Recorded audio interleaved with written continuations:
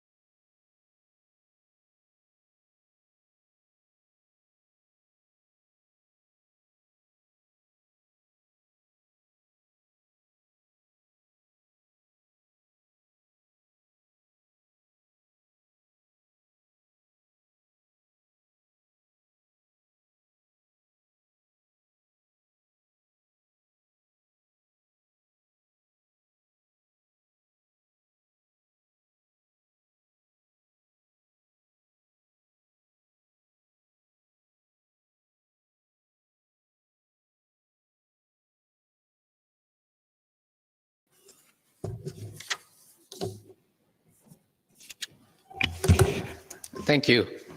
Excellencies, ladies and gentlemen, a very good morning. We will now address two other sub-items of Agenda Item 3, accelerating the implementation of the 2030 Agenda in Asia-Pacific through environmental solution, namely 3C, Clean Air for All, 3D, Cities for a Sustainable Future. Documents pertinent to this agenda item are realizing environmental benefits through policy convergence and enhanced regional cooperation, document SCAP/CED/2020/2. Looking into the future for scenarios for environmental action, document SCAP/CED/2020/INF/2.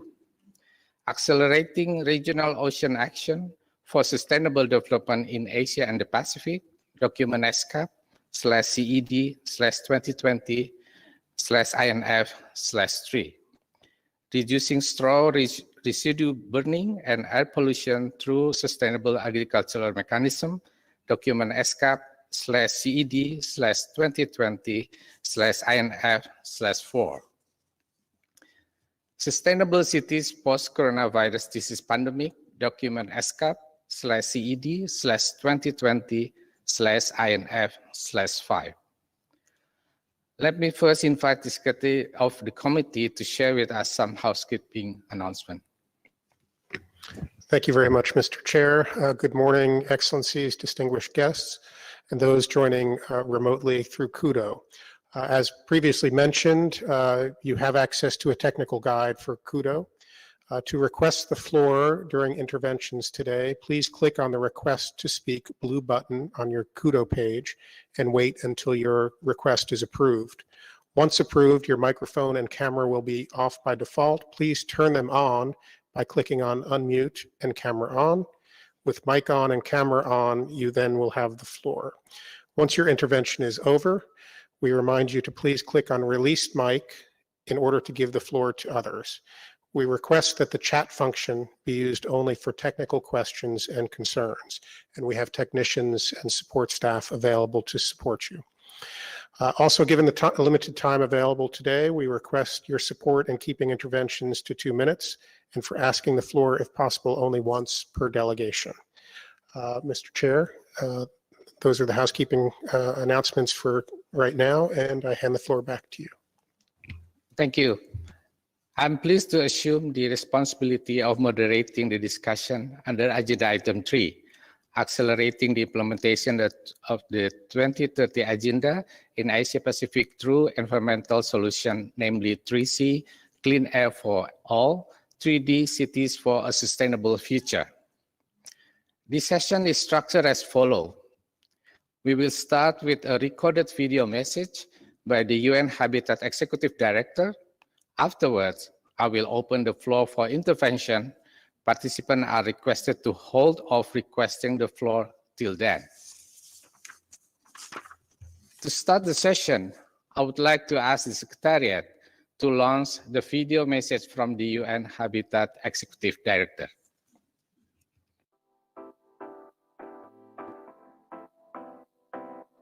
Excellencies, Dr. Armida Salsiah Ali Shahbana, Executive Secretary of UN ESCAP, friends, colleagues, ladies and gentlemen, good morning in Bangkok and to everyone joining abroad, and warm greetings from Nairobi. Many thanks to Dr. Ali Shahbana and ESCAP for inviting me to take part in the opening of these 6 sessions of the Committee on Environment and Development. In this difficult time, it is more crucial than ever that we reinforce and join efforts to strengthen regional cooperation and accelerate progress towards achievement of the 2030 Agenda and implementation of the new urban agenda. As we begin to see the shape of post-COVID world, your agenda this week returns to being one of central global importance. Sustainability, climate mitigation and adaptation affects and will continue to affect all our life. UN Habitat is committed to working with ESCAP in addressing these issues. In particular, clean air for all and cities for a sustainable future are fully aligned with our UN Habitat Strategic Plan 2020 to 2023. Clean air is an environmental priority. Both historically and today, it has been a fundamental driver of urban development. It has shaped neighborhood planning and urban architecture from ancient times until their modern resurgence in the early 20th century. It has also driven the concept of zoning and master planning that have been imprinted in so many cities and towns. Ladies and gentlemen, the sustainability of cities is something that has only recently come to be recognized in all of its 3 dimensions: social, economic, and environmental. For example, if we mismanage municipal solid waste management could pollute air, soil, and water, contributes to the greenhouse gas emissions, and may threaten public health, particularly of marginalized groups. 17 of the largest dump sites in the world are in Asia, which represents the largest waste-generating continent. Through our Waste-Wise Cities and Water for Life initiative, UN Habitat is calling upon municipalities and local governments to tackle the waste crisis and promote environmental sustainability. In Myanmar, UN Habitat is introducing the Fukuoka method, an environmentally and economically sustainable solid waste management method to reduce the hazard and environmental risk of open burning and dumping into safely operated sanitary landfill sites. We are also implementing the Healthy Ocean and Clean Cities initiative in Philippines, aiming to reduce marine plastic litter pollution. Many thanks to ESCAP for being our partner across many of these projects.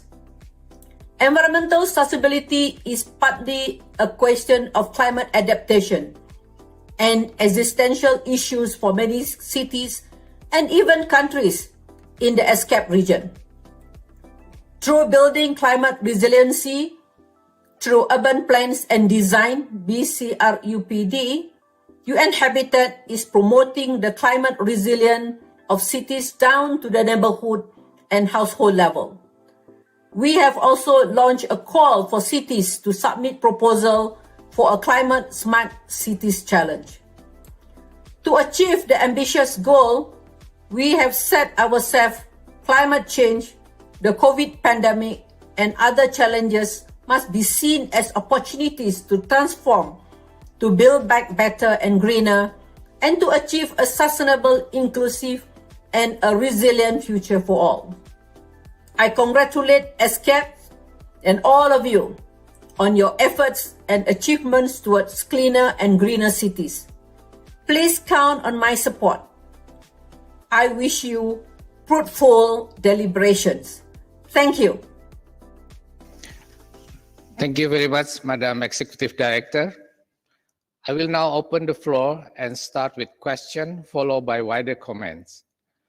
Representatives of member states, major groups, and other stakeholders and international organizations may request for the floor using the request to speak button. I kindly remind everyone to limit their intervention to no longer than 2 minutes in length to allow all participants the opportunity to speak.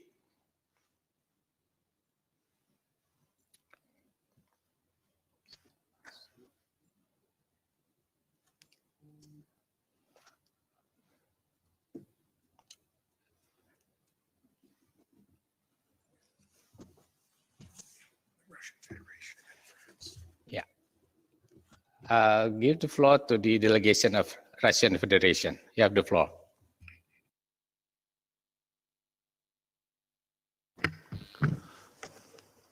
Thank you, Mr. Chair. Спасибо большое, господин председатель. Мы бы хотели выступить по пункту 3D. Уместно ли это будет делать сейчас?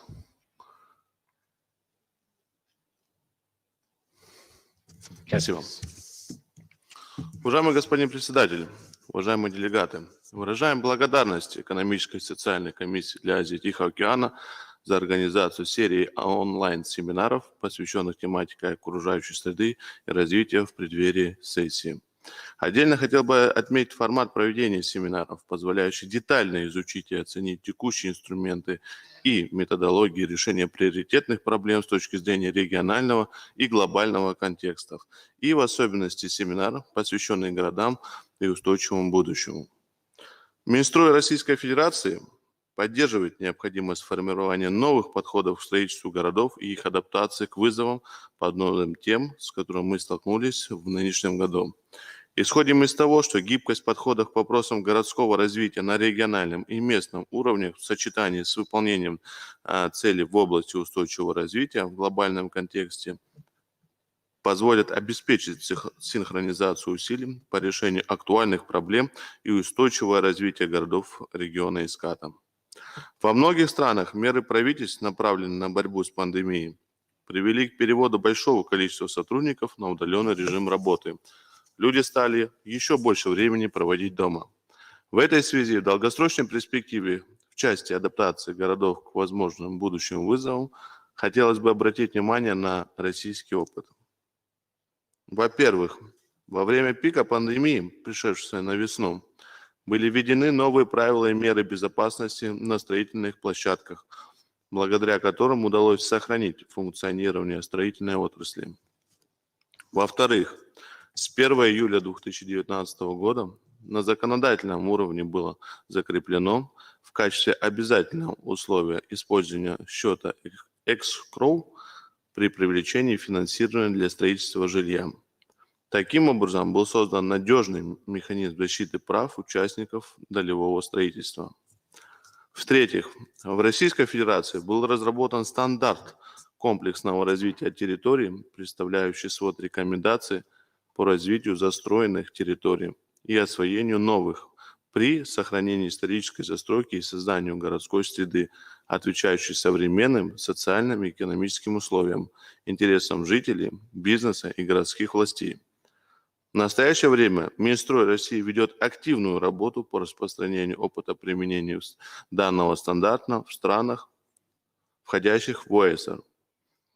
Выражаем готовность обмениваться опытом и наработанными практиками с партнерами, которые, на наш взгляд, могут быть полезными для стран региона СКАТа, а также выражаем надежду на углубление сотрудничества.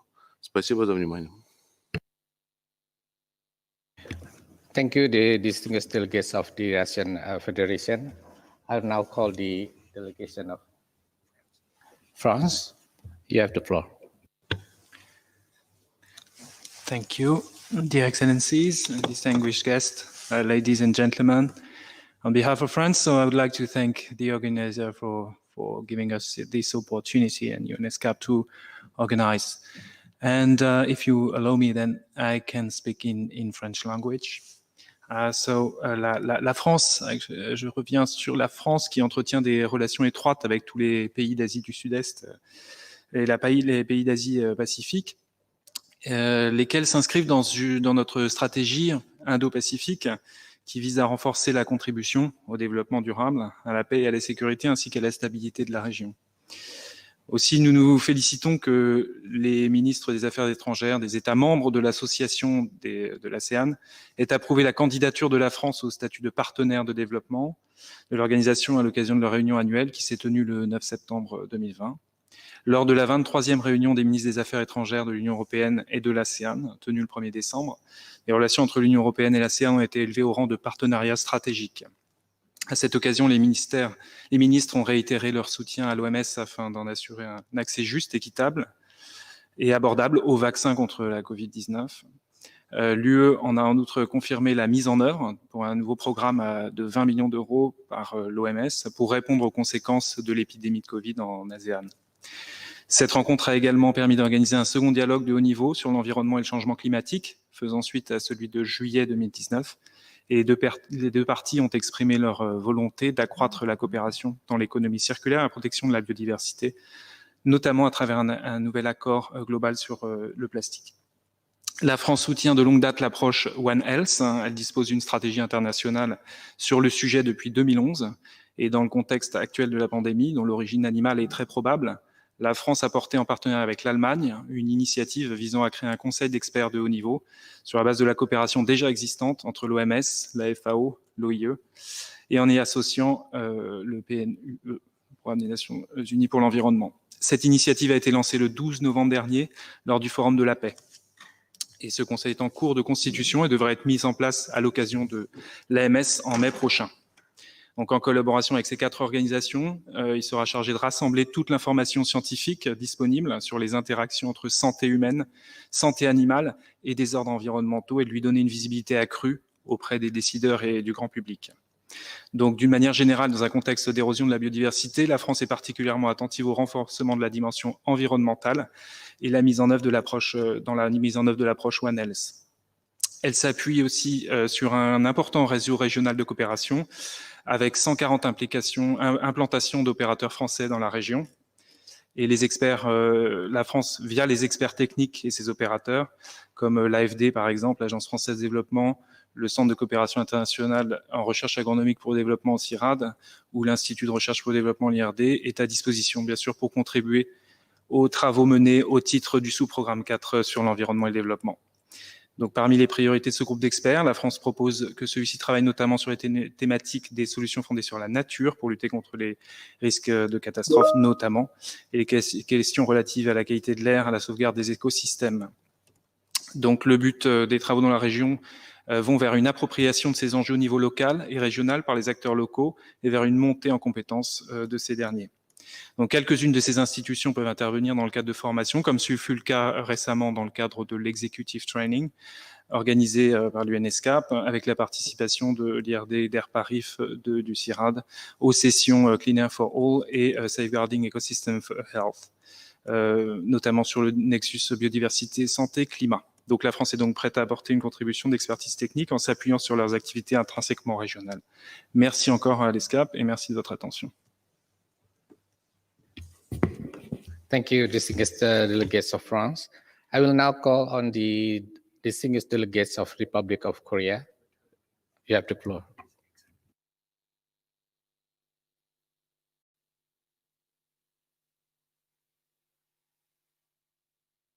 Delegates, ladies and gentlemen, as clearly noted in the document, the pandemic has indeed shown us visibly what we have been missing so far: clean air and blue skies.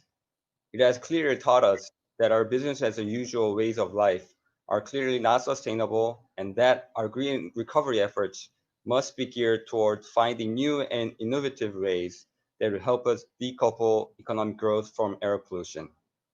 In this regard, Korea, along with its Green New Deal and 2050 carbon neutral strategy, Korea has initiated its second seasonal management plan for fine dust as part of its broader comprehensive framework on fine dust reduction. As December to March in Korea is a season of high particulate matter 2.5 concentration, the plan includes stricter measures on all sectors to reduce emissions. For example, some of the coal-fired power plants are going to be temporarily shut down, and others will limit their operation capacity. Old diesel cars will be fined when driving within the Seoul metropolitan area. Large emitting facilities all over Korea are now subject to cap-and-trade schemes on air pollutants. Illegal burning of agricultural waste will be prevented with support given to the farmers regarding collection and disposal. And finally, drones and monitoring vehicles will be used to monitor emissions on site and enforce air quality standards. Distinguished delegates, as the document clearly reads, air pollution is by nature a transboundary and thus regional issue requiring regional solutions.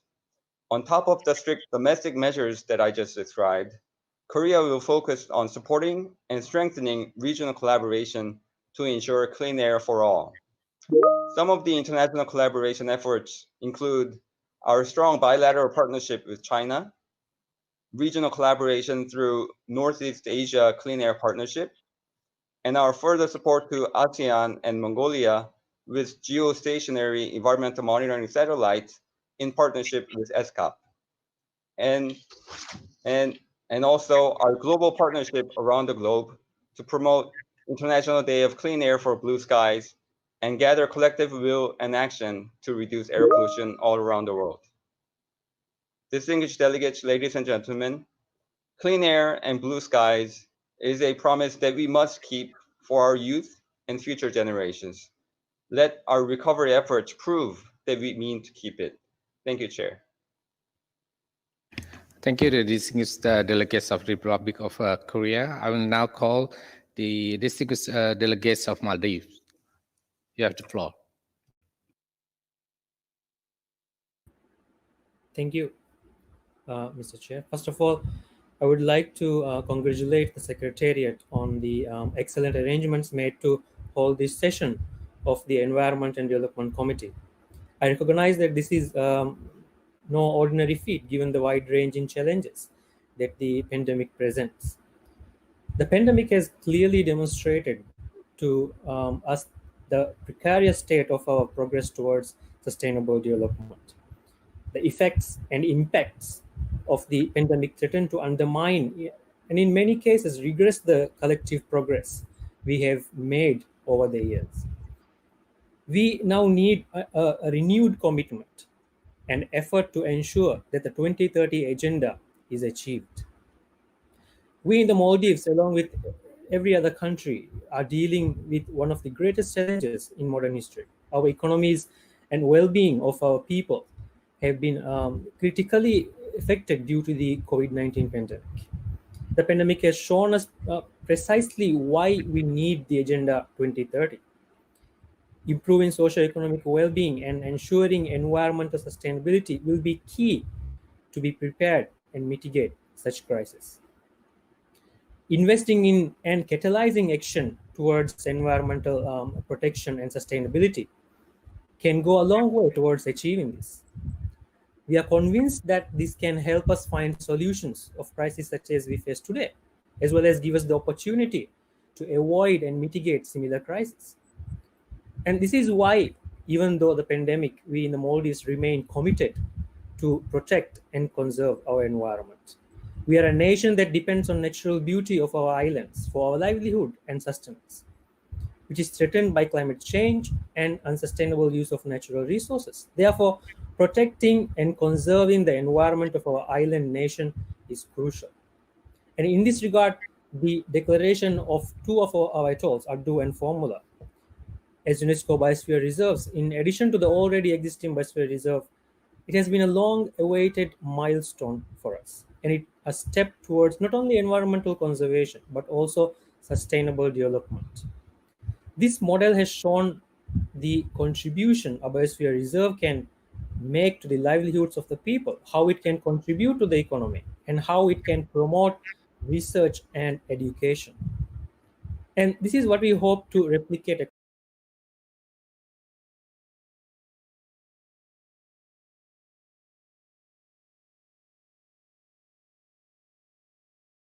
standards in the Maldives.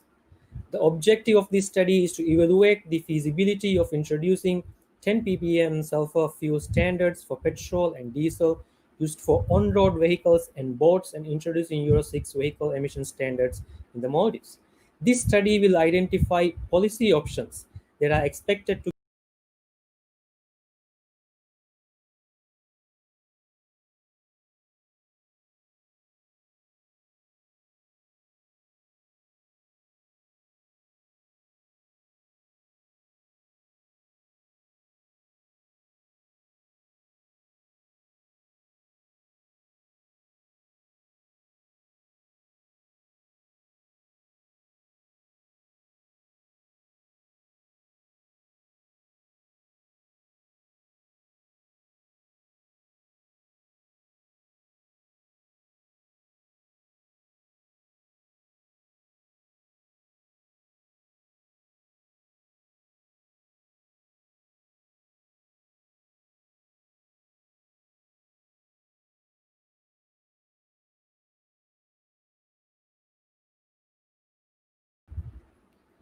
The objective of the project is to promote an integrated, sustainable, and low-emission transport system and reduce greenhouse gases emissions in the air pollution from the transport sector, as well as address energy security by reducing fossil fuel consumption.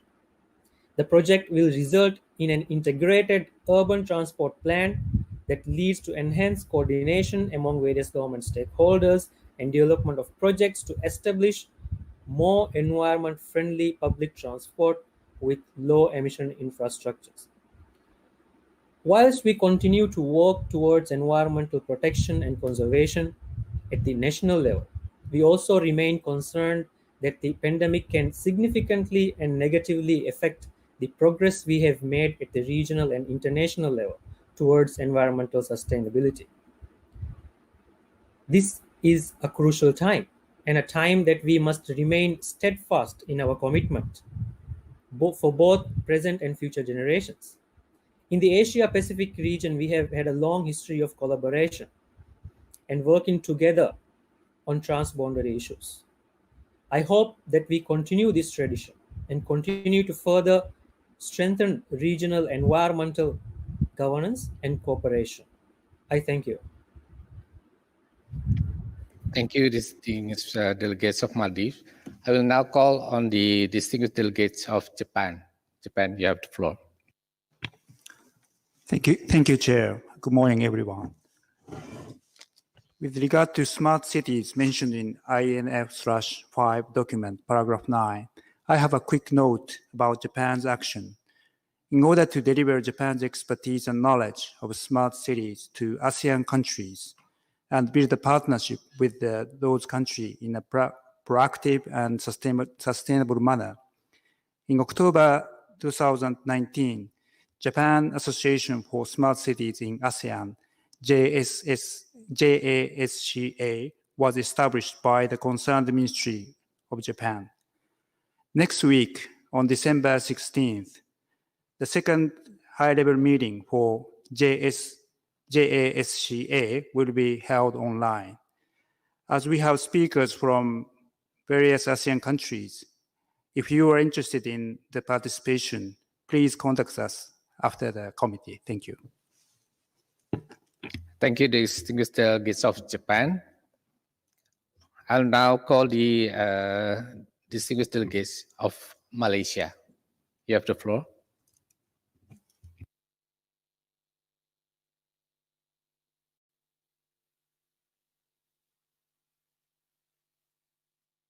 Thank you, Mr. Chairman, for giving Malaysia the floor. Excellencies, ladies and gentlemen, Malaysia acknowledges the importance of sustainable urbanization more than ever, especially post-coronavirus disease pandemic. We will continue to support the implementation of the 2030 Agenda for better environment and well-being of the people. Following the 7th session of the Asia-Pacific Urban Forum held in October 2019, we have established the Penang Platform Sustainable Urbanization, PPSU, at regional level as an effort to address the emerging issues identified in the Future of Asian and Pacific Cities report. Among the key programs undertaken in the PPSU including support the cities to undertake voluntary local review, VLR. In this regard, with the assistance of Unesco, 6 pilot cities are developing their VLR report, including Subanjaya from Malaysia. Secondly, the launching of the Asia-Pacific Regional Guidelines on VLR in October 2020, in conjunction with the regional commemoration of World Cities Day 2020, and advocacy to promote the role of Asia-Pacific cities in accelerating sustainable development. In accelerating the achievement of the SDGs, Malaysia SDG cities has been developed as a guiding framework to support cities and regions to deliver the 2030 Agenda. This will further encourage cities to establish their roadmap and action plans that will be aligned to the SDG goals and targets. Towards promoting inclusive debates and discussions in realizing sustainable agenda, the Malaysian Urban Forum has been established at national level. This platform provides opportunities for various stakeholders to increase capacity building, engagement, awareness raising, and policy advising, as well as providing innovative solutions to changing trends and challenges. Mr. Chairman, Malaysia is now preparing 12 socio-economic development plan for the next 5 years. One of the focus will be on promoting the development of sustainable cities. Emphasis will be given, among others, to strengthen urban planning and governance, adoption of smart and sustainable city approaches, and enhance urban resilience. Malaysia is also in the midst of developing the 4th National Physical Plan, NPP4, a national strategic spatial planning document that will be the main land use planning guidance for the country. Among the key measures include improving built environment, implementing green and low carbon building practices, as well as promoting sustainable energy resources. To conclude, we believe with greater collaboration and partnership among fellow member states and supports from Unesco will further accelerate the implementation of the 2030 Agenda. Thank you. I thank the delegates of Malaysia.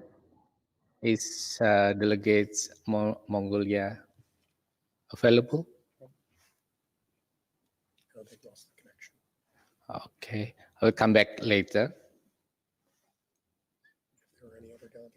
Any other delegation wish to? Right. Okay. I see the distinguished delegates from Mongolia. You have the floor. Can you hear me? Yes, please. Thank you, Chair. Distinguished delegates, ladies and gentlemen, Mongolia is a landlocked country, increasingly finds itself vulnerable to climate change and biodiversity, ecosystems, and habitat loss impacts. Despite all this, Mongolia is taking ambitious actions to contribute and to support international cooperation in order to build better and ensure green future while enhancing to maintain a healthy living environment and ecosystem. At the same time, the population of over 3 million people is at risk due to air pollution levels which exceed World Health Organization guidelines, particularly those living in urban areas. For example, in 2017, air pollution in the country capital city of Ulaanbaatar had reached disaster levels, derived sources including the household, energy, transportation, coal, and waste sectors. Therefore, the government of Mongolia approved its nationally determined contribution to the Paris Agreement with target of 22.7% of GHG emission reduction by 2030, compared to a business as usual scenario in 2019, which we hope would contribute to the achievement of national and sectoral development policy objectives, if effectively integrated with other policy objectives. Achievement of Mongolia's NDCs is hopefully would contribute towards resolving immediate development challenges such as air pollution. As stated in Mongolia's voluntary national review on implementation of SDGs report, air pollution is referred to as an example of a complex and multifaceted development challenge. The coal and fuel consumptions in household, power and heat generation plants, industrial processes, and transportation are considered to be the main source for Mongolia's GHG emissions and air pollution. And therefore, the new government action plan till 2024 includes synergetic actions to reduce air pollution in the capital city by 80%, as to continue existing achievement, and also 50% of the selected highly polluted secondary cities by establishing processed coal factories within national resources. Tackling indoor and outdoor air pollution requires systematic, integrated planning and effective coordination at the national level, and also strong commitment and cooperation at regional and international arena. Mongolia understands the role of bilateral and multilateral cooperation, those joint efforts which would be contributed towards global benefits. And therefore, we appreciate the support provided by our partners, and we look forward to working with them more closely.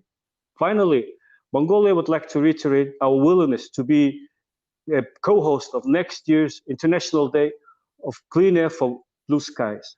Thank you. Thank you, Mr. Chair.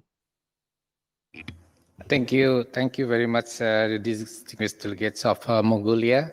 I will now call on the distinguished delegates of Bangladesh. You have the floor.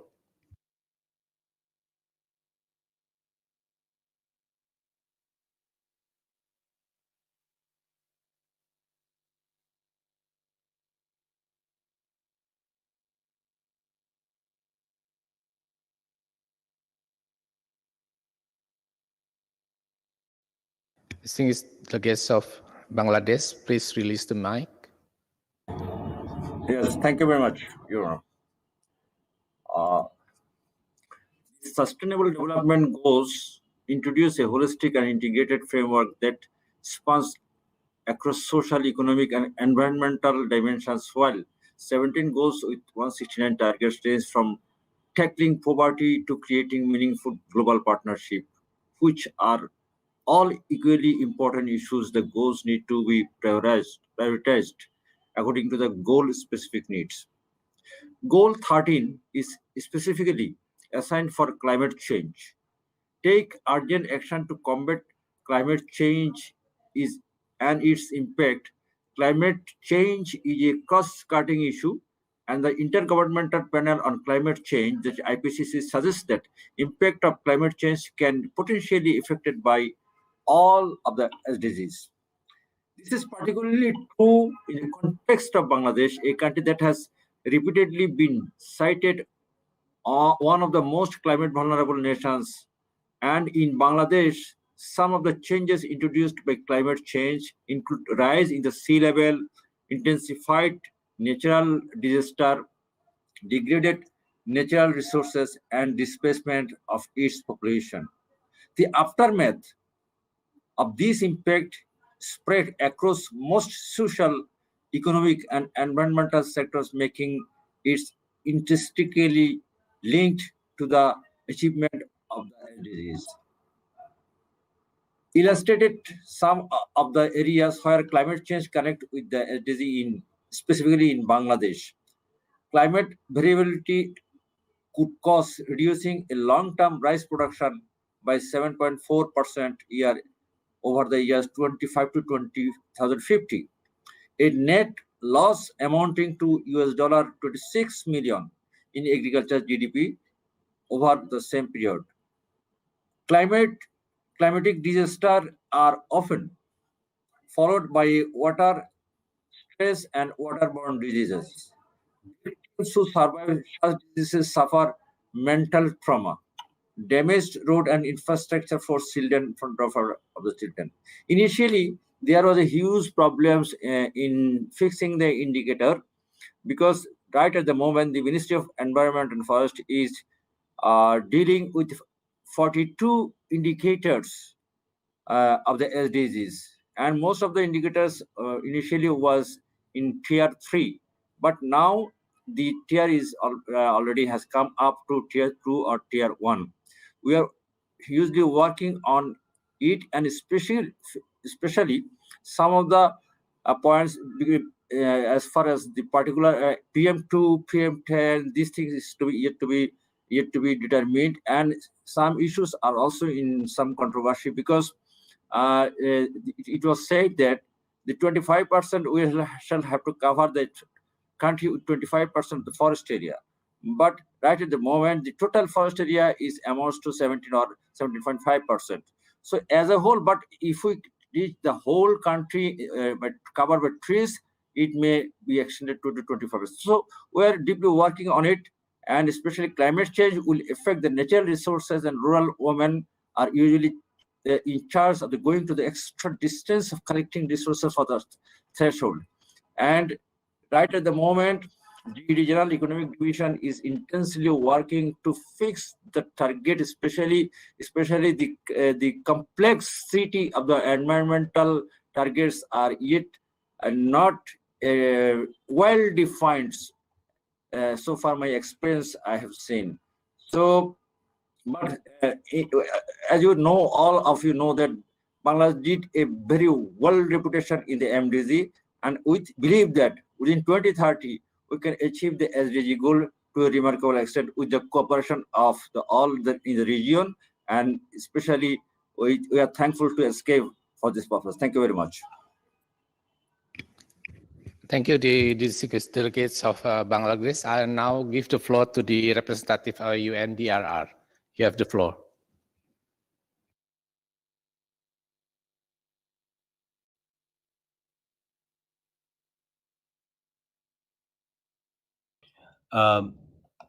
Distinguished government representatives, delegates, ladies and gentlemen, cities continue to remain at the forefront of crisis.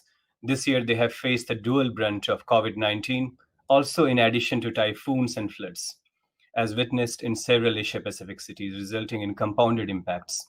The underlying risk drivers like unplanned urbanization, rapid population growth, and urban poverty result in cascading impacts, adding to the complexity of risk, which is now established as being systemic in nature.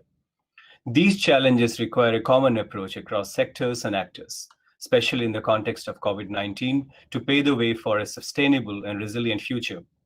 Some of the core elements of this approach include, first, advocacy. Cities and citizens are gaining awareness of the value of risk management and resilience, but more needs to be done to develop their understanding of localized and systemic risks. Second, knowledge. Local authorities and stakeholders need to have the appropriate self-assessment and diagnostic skills, along with training and tools, so that they can quantify their risk and exercise informed planning. Third, planning. When we fail to plan, we have planned to fail. Local authorities need to develop comprehensive resilience plans based on a thorough understanding of risk. And when they develop such plans, it should not only be to prepare for an event, but but to embed risk into the development planning so that development processes become risk sensitive and responsive. Fourth, financing. Plans cannot be implemented in an absence of resources. As we have seen during COVID-19, supply chain disruptions resulted in poor access to resources during the crisis. Decentralization of finances, both from fiscal and non-fiscal sources, hence is a key enabling factor to ensure local implementation. And fifth and final, capacity. Local authorities need capacity development to implement the plans, enhance the resilience of their infrastructure, and to integrate nature-based solutions into development. 10 years ago, the UN Office for Disaster Risk Reduction, UNDRR, launched the Making Cities Resilient campaign to generate momentum around urban resilience. Over 4,300 cities joined the campaign and committed to the implementation of the 10 essentials for making cities resilient, which were structured around the Sendai framework for disaster risk reduction. Very pleased to see the previous two speakers from Bangladesh and Mongolia. All the cities in these two countries have joined this campaign. UNDRR also worked closely with partners, including the private sector, to develop a series of tools to enable local authorities to self-assess their levels of risk and resilience. Over 850 cities globally have used our scorecards and other tools to measure their risk and resilience, and several of them have developed very comprehensive action plans. At the end of this year, the MCR campaign will end. I'm pleased to inform that UNDRR has now launched a new initiative in its place, the Making Cities Resilient 2030, in partnership with a number of national governments, other partners, local governments, and other stakeholders. MCI 2030 will run from January 2021 till the end of 2030 and will cover a series of areas. First, a resilience roadmap for cities with defined commitments. Second, a regional network of actors with strong links and implementation experiences. Third, a suite of tools and guidance that provides and enhances cities' understanding of risk reduction and resilience building. An online dashboard allowing cities to record and monitor progress. And finally, a registry to find potential specialist service providers who can support implementation of actions. Distinguished delegates, the philosophy behind the New Urban Agenda and initiatives like Making Cities Resilient is that good governance is a key to sustainable change. As we complete the first 5 years of the implementation of the 2030 Agenda and gear up for the next 10 years, aptly called as a decade of action by the UNSG, let us resolve to use these 10 years as a pathway to make cities and communities safe, inclusive, resilient, and sustainable. Thank you very much. Thank you very much, the representative for UNDRR. Is there any other delegation wish to intervene?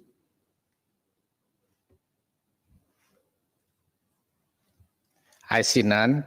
So I wish to thank all for your valuable contribution and for an excellent segment.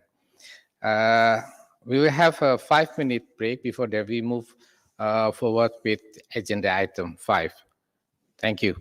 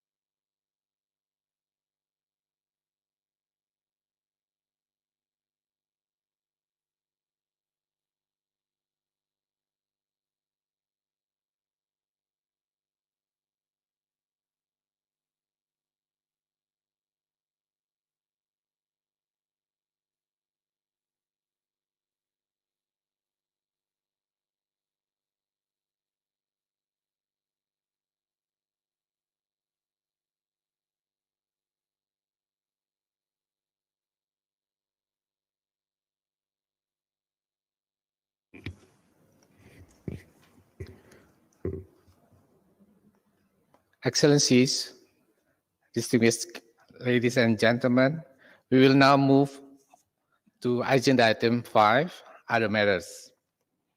I'm asking the distinguished delegates and others if any other matters needs to be discussed.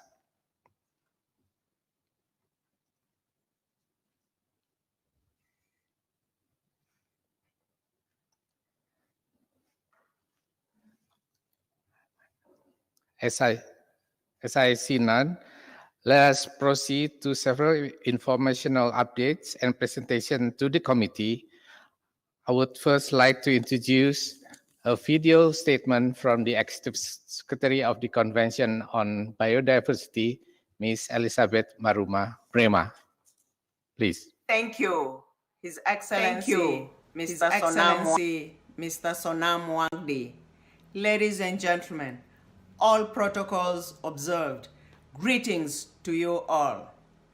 I am honored to provide updates on the status of the development of the post-2020 Global Biodiversity Framework expected to be adopted at the 15th meeting of the Conference of the Parties to the Convention on Biological Diversity, scheduled to take place in Kunming, China, next year, 2021.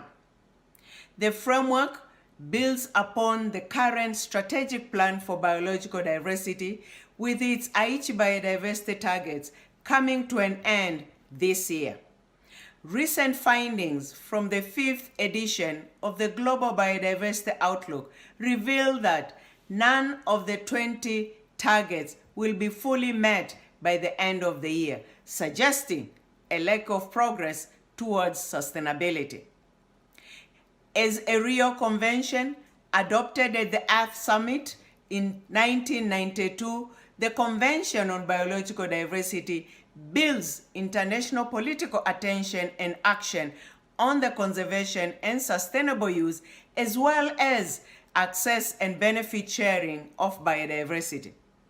The diversity of life on Earth provides immense material and non-material values to both present as well as future generations. And in many ways, the rich diversity connects traditional knowledge systems and values.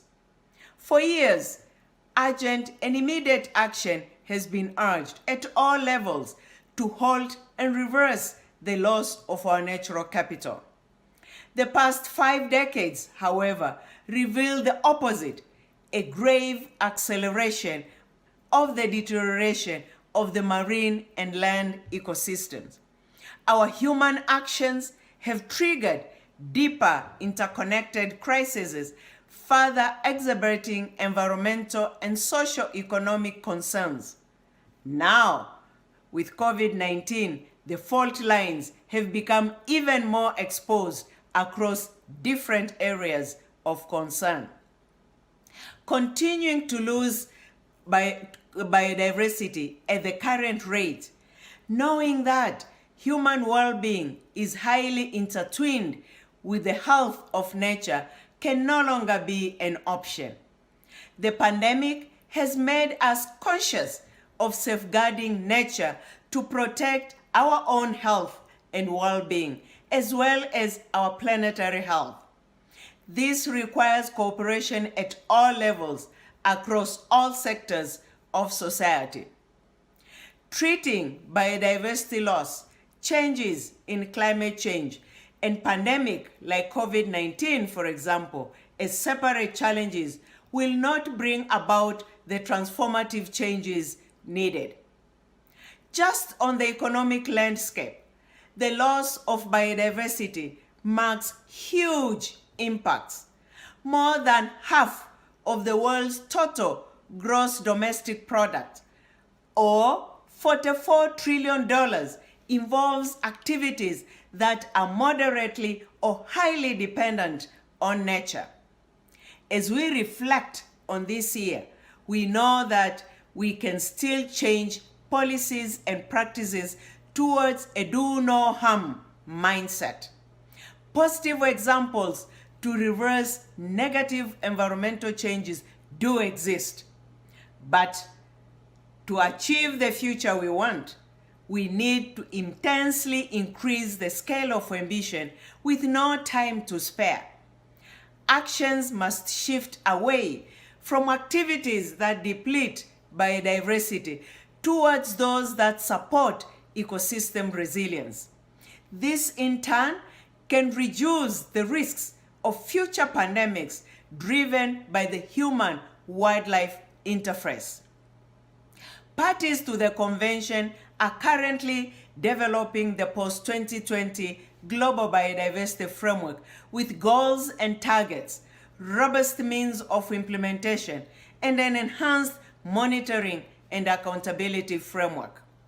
The framework is meant to be an overarching and universal blueprint on biodiversity for the entire UN system and the global community at large. The framework will play a momentous role in building resilience in the face of growing environmental, health, food and water insecurity, and broader structural development challenges. It will galvanize the global community to seek collaborative, multi-stakeholder joint solutions across all sectors. This means building biodiversity targets with cross-sectorial considerations and safeguards to be mainstreamed in all major sectors of the economy, not just environmental policy. Implementation of the framework will require an unprecedented mobilization of financial resources from all fronts. The mainstreaming of biodiversity in all economic sectors and development of capacities at all levels will also be essential for advancing, monitoring, and reporting on agreed goals and targets. This requires the involvement of all public and private sector to increase their ambition on nature and signal early actions that are commensurate with the 2050 vision to live in harmony with nature. Opportunities that enhance regional cooperation, to share experiences and showcase solutions, to safeguard critical areas of ecosystems health, among other issues related to the post-2020 Global Biodiversity Framework, can complement and inform national actions.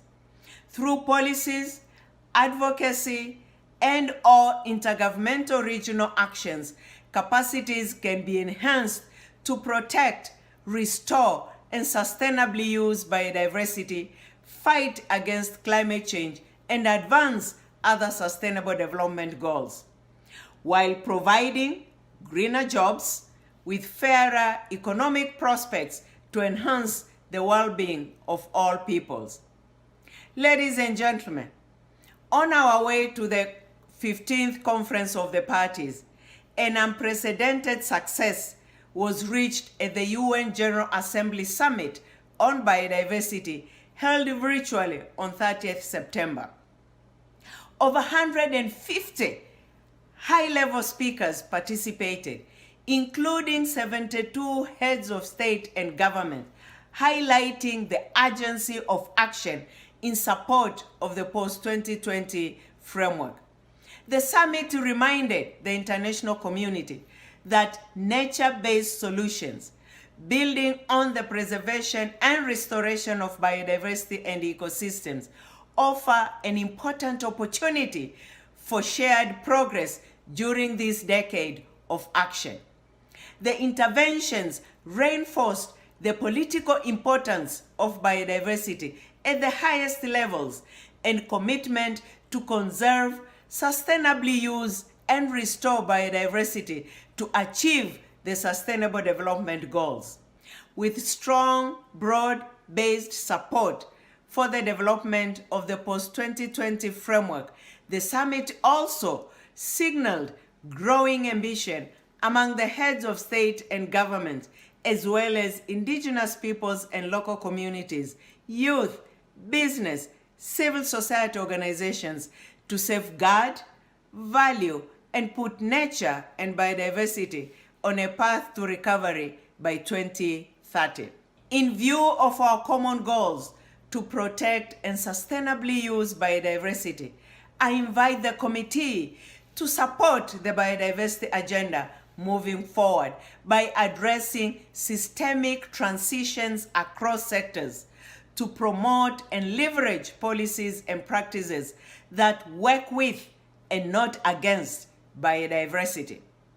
Let us work to integrate biodiversity into policies that will guide the post-pandemic economic and development recovery plans. This means shifting investments and practices in a direction that understands the impacts and dependencies of nature to ensure the integrity and advancement of human well-being. We need to reallocate subsidies, incentives, investments, and regulations, rewarding actions that promote sustainability and discourage harmful activities. I wish you constructive deliberations and look forward to building on our regional global collaboration in support of the multilateral agenda for biodiversity and sustainability. Thank you.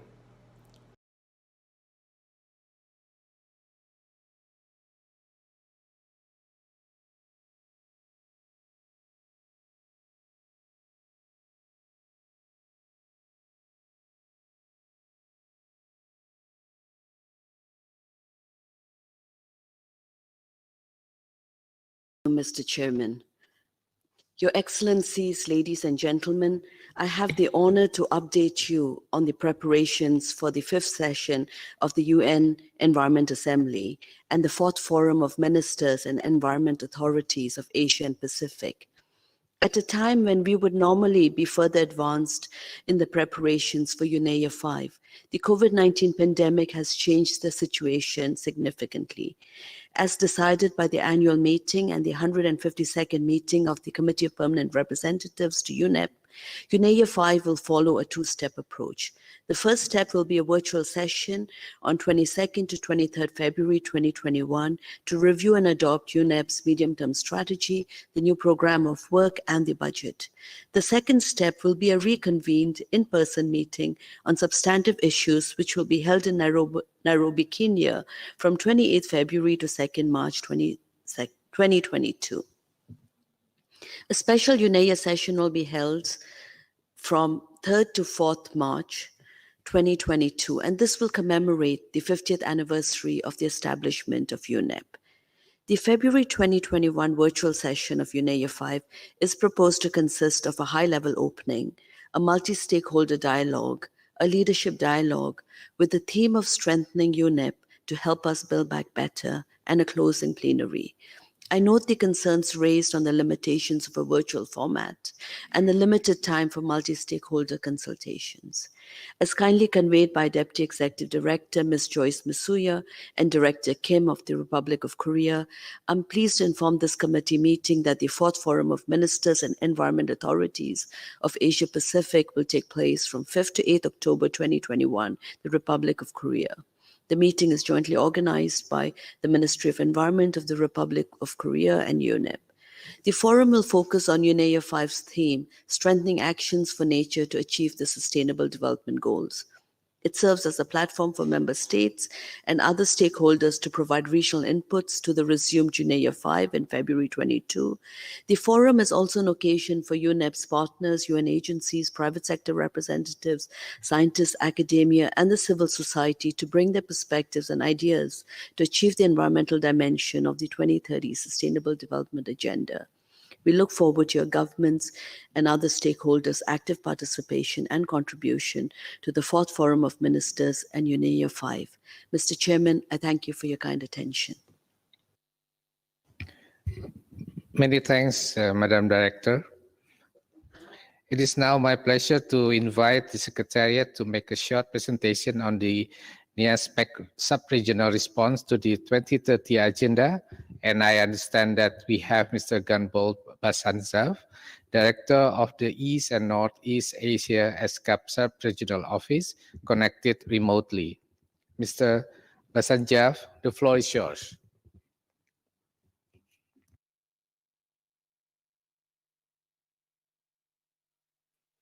Thank you, Mr.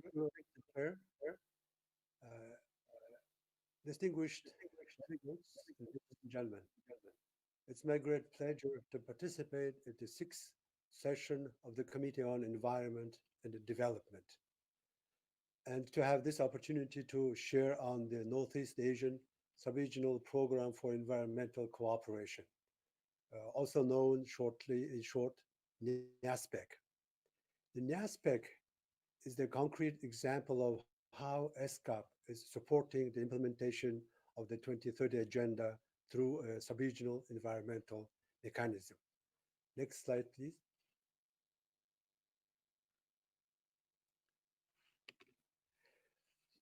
As you see on this slide, so a number of subregional environmental platforms function across the Asia Pacific. Subregional environmental mechanisms play increasingly important role in building the sense of community of environmental cooperation among governments and stakeholders in their respective subregion.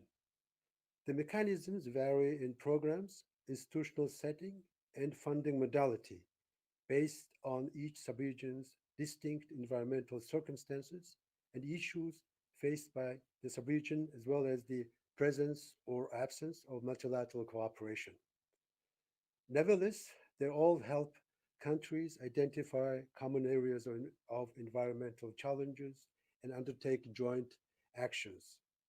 The mechanisms connect subregional actions with global environmental agenda. As such, subregional environmental mechanisms contribute to advancing the environmental pillar of the 2030 Agenda for Sustainable Development. In this light, my presentation will highlight the goals and approaches of Northeast Asian Subregional Program for Environmental Cooperation, NASPEC, in addressing common environmental challenges in the subregion, as well as its contributions to achieving the 2030 Agenda. Next slide, please.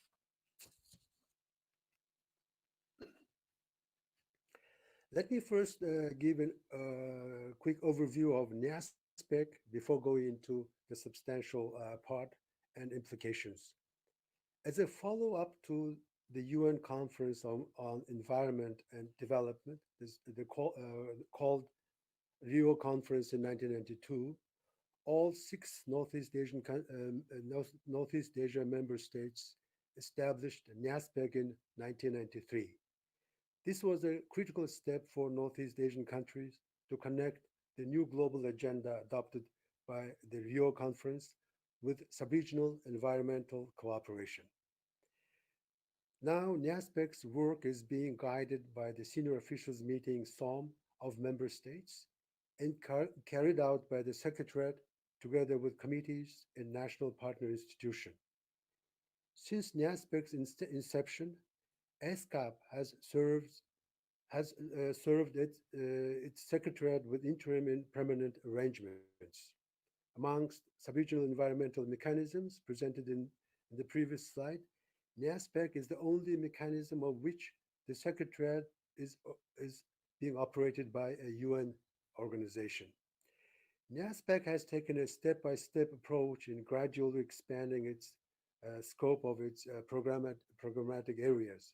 To date, these areas cover cover air pollution, biodiversity conservation, marine protected areas, low carbon cities, and land degradation.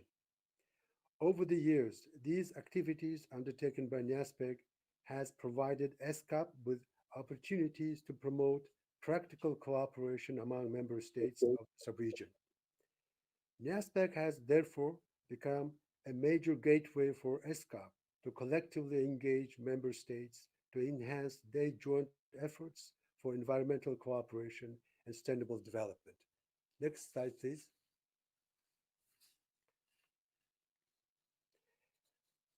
From the early stage, NASPEC has worked on air pollution, focusing on technical assistance on air pollution control for coal-fired power plants. With the increasing domestic actions and interests to pursue international cooperation, NASPEC member states launched the Northeast Asia Clean Air Partnership, NEACAP, in 2018 to achieve more policy coordination and promote technical cooperation on air pollution. Member states at the 24th Senior Officials Meeting of NASPEC held this October adopted the NEACAP work plan and agreed to fully operationalize NEACAP by facilitating information sharing, joint study, and policy and technology cooperation. Notably, the work on air pollution initiated by NASPEC from the 1990s and the launch of NEACAP in 2018 has led to ESCAP's first resolution on air pollution in 2019. This demonstrates how sub-regional cooperation can initiate developing a regional program. Next slide, please.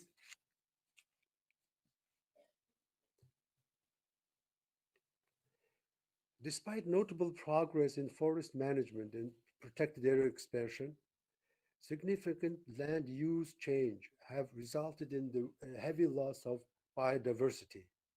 While member states improve domestic measures for biodiversity conservation, there is a great need for cooperation on connectivity conservation that connects important habitats across national borders and improve ecological corridors for animals in transboundary areas.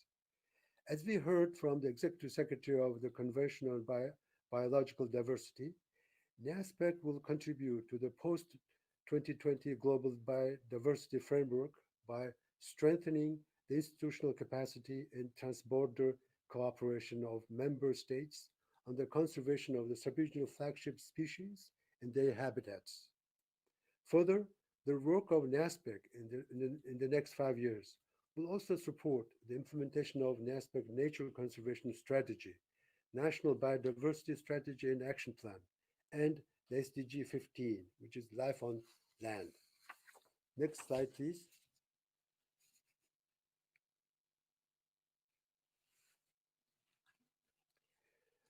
Northeast Asia has four largest greenhouse gas emitters in the world. Recently, 3 of the countries announced their goals to reach carbon neutrality by 2050 and or 2060.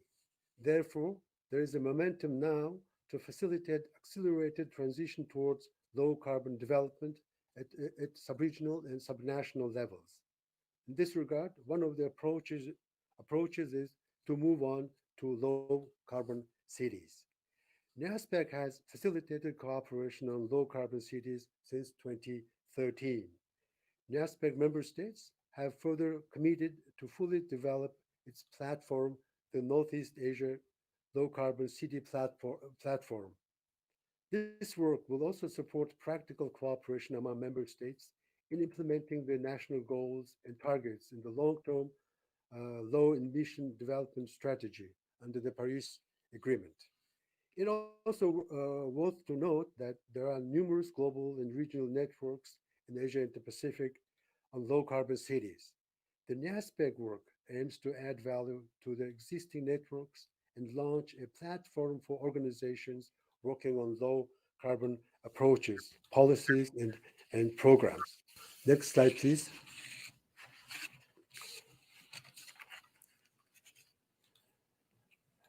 Marine protected areas play a catalytic role in conserving biological diversity and associated ecosystems for long-term viability of marine environment.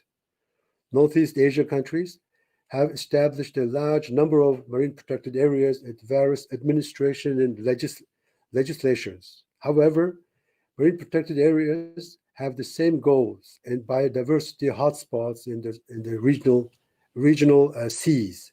Thus, NASPEC promotes sharing of experiences among and across countries in effective management of MPAs. NASPEC member states aims to develop the Northeast Asia Marine Protected Areas Network, called NAMPRAN, to be fully functional for strengthening partnerships among target MPAs and stakeholders. This work of NAMPRAN will support the implementation of the ESCAP resolution on the conservation and sustainable use of the oceans, seas, and protected in marine resources. Next slide, please.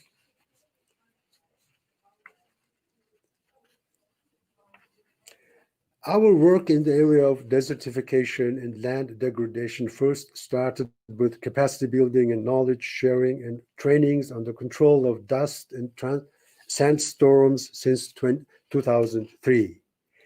Now, NIASPEC has moved on to a new area, which is the interlinkage issues between climate change and land degradation. Increasing the carbon absorption capacity of forests and land is critical to achieve the goals of the Paris Agreement and the carbon neutrality goals. Thus, NIASPEC will support countries to jointly develop nature-based solutions to climate change, which could provide a reference to other ESCAP member states. Next slide, please.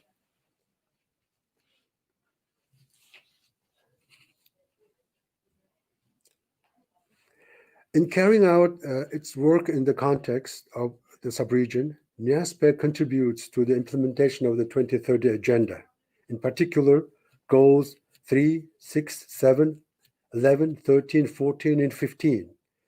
ESCAP, as the NIASPEC Secretariat, will continue to making our efforts to building this interlinkage between the NIASPEC work with global goal, the 2030 Agenda. Northeast Asia remains a major source of global greenhouse gas emissions and a major consumer of global resources. As such, the subregion's environmental performance has a critical implication for global environmental sustainability. To make meaningful advances towards this end, every actors and stakeholders, including subregional environmental mechanism, has to make the best of its role. NIASPEC is not an exception in this effort. Thank you. This concludes my presentation. So I wish you all stay safe and healthy. Thank you, Mr. Chair. Thank you, Mr. Rosenjeff, for your informative presentation. This concludes our morning session. We resume in the afternoon with agenda item 5. I will now hand over to the Secretary of the Committee for some housekeeping announcement. Thank you very much, Mr. Chair, Excellencies, distinguished guests, ladies and gentlemen. The committee will reconvene at 2 p.m. for continuation of agenda item 5 to include an update on plans for COP26, followed by agenda item 6, the adoption of the report and closing of the committee. The draft report has been uploaded to the committee website and includes the procedural and organizational aspects of the committee and decisions and matters for the Commission. The chair's summary, which will capture the deliberations of the committee, will be shared with participants within 1 week. We would like to also draw your attention to an evaluation and a slide that should be available shortly. We ask that you scan the QR code to complete the evaluation or access the link that's available. Your feedback at the end of the committee session will be highly appreciated. For those participants joining in person, the International Cafe is open on the first floor and Raja Pruik Lounge on the ground floor. We kindly request that you respect physical distancing as you depart ESCAP Hall. For those attending the committee through Kudo, we request that you kindly return a bit early so that you can test and ensure that your audio and video connections are properly working, and we refer you to the technical guide. We'll see you back here at 2 p.m. Mr. Chair, back to you.